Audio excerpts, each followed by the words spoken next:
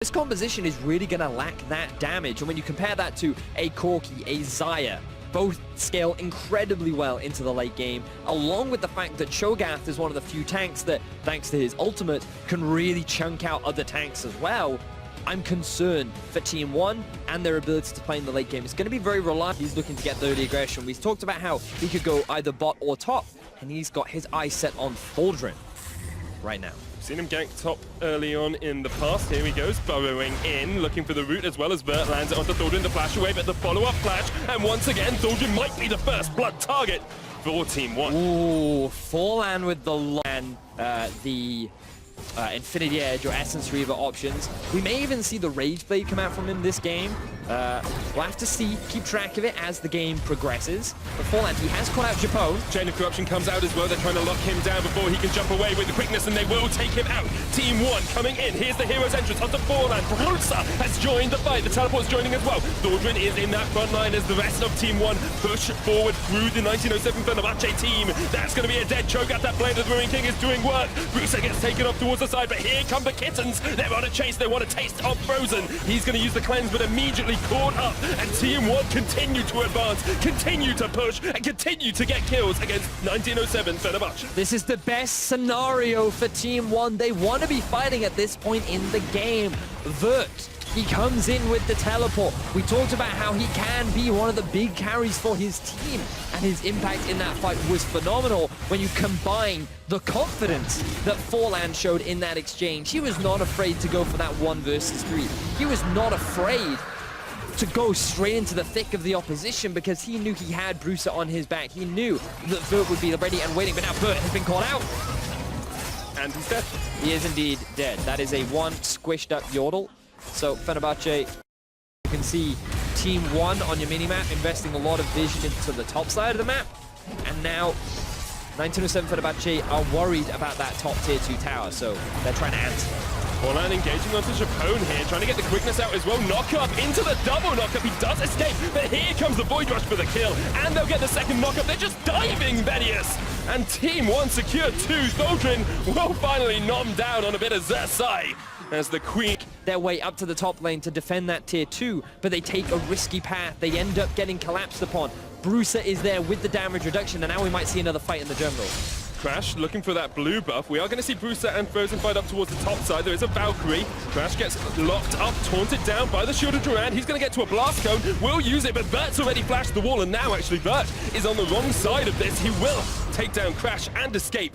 The tree is too tanky for the Corki to remove from the map. And the Brazilian representatives using momentum so effectively. These Vert's continuing to chase in. Feather Storm here from Redbird. Then they go, you know what, we can dive.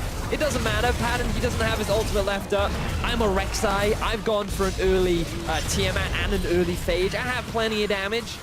And they're able to get themselves a double kill down onto the bottom lane of 1907 Fenerbahce. So fight again, Vedius. oh no, have side lane it's literally now the rest of the game is just macro. I can hear Deficio squealing with excitement at home. Now, Team 1 Esports, they've made their way towards the mid. They're going for the engage. Engage with the charm. Here's the hero's entrance as Absolute jumps out of the back, but Frozen dives all the way in with that Valkyrie. Crash has already crashed and burned in this fight as Forlan looks to go aggressive. They need to be cautious because Frozen is on the backside of this, and he's got a lot of damage on that Corki. The lockdown onto Vert. Japone knocked up another kill. A great double taunt with the shield. Thaldrin in that front line. He's already got 1. Brusa killed. Vert jumps in. Still, Frozen up towards the side. Thaldrin will fall into double for Absolute. Team 1 keep going. They keep pushing forward. They cannot quite get the final 2 members, but Team 1 take the fight, and they're looking. Forlan dives in, says goodbye, and Team 1 are not done. Fenerbahce scattered to the winds as Absolute chases down Patton, but Patton can't do it. Team 1 get the ace. Team 1 get 7 Fenerbahce realizing, oh no, we don't actually have enough to kill the Varus, and he's just going to keep picking up kills. Yeah, Thaldrin caught out polymorphed, and he's not going to be able to escape from Team 1. 13 kills to 5. Now a 4,000 gold lead has been extended. A 6,000 gold Baron power play of a traps that you set, the bushes that you clear.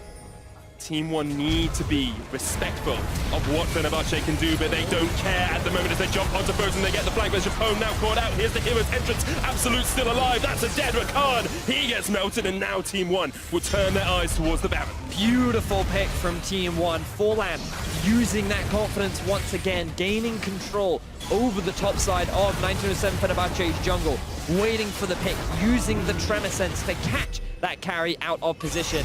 And now 1907 Fenerbahce, they want to try and steal the Baron. I don't know if Crash can get there in time. Flashes in, he does not get it. Forlan secures it. He can spam laugh all he wants because he is laughing all the way to the bank. The root lands onto Thordrin as 1907 and Fenerbahce are running for the hills. Redbird will get the roots. There's the double for Forlan. 17 to kills to 5. Team 1 are looking right now. Wave clear, pretty good from the side of 1907 Fenerbahce for the time being. Half the health on the tower gone though with one wave push. They've still got a cannon minion here. Mid lane is pushing in. Top lane, the wave is building.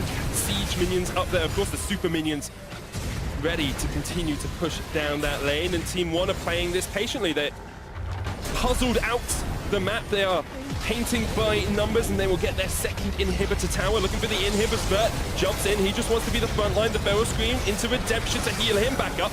Chain of Corruption doesn't quite connect. The Team 1 happy just to slowly eke out the base of 1907 Fenerbahce.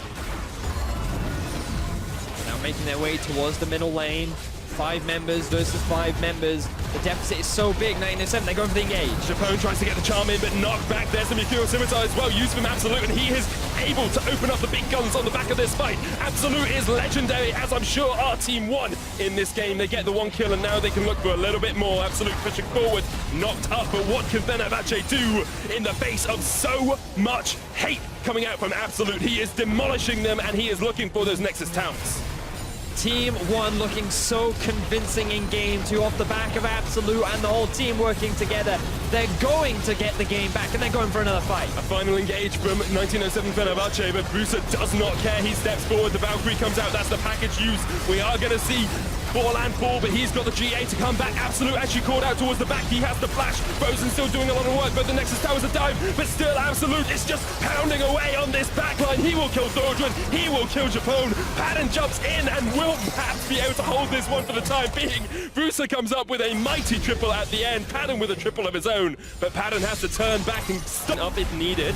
Thordrin's now the one to try and re-engage onto Vert. Gets the Feral Scream off. The knockup does not connect. The secondary one does. There's the wild growth, but already Vert is low. Here's the hero's entrance as well, trying to keep him alive. Japone down now. It's a 4v5 in favor of Team 1. Look at Absolute. It's a double. He's looking for even more. Gets the triple onto Thordrin as they continue to push forward. And now Frozen and Patton have to do something incredibly good. Patton manages to take out Redbird down towards the bottom side, but I think Team 1 just want to go for the Nexus.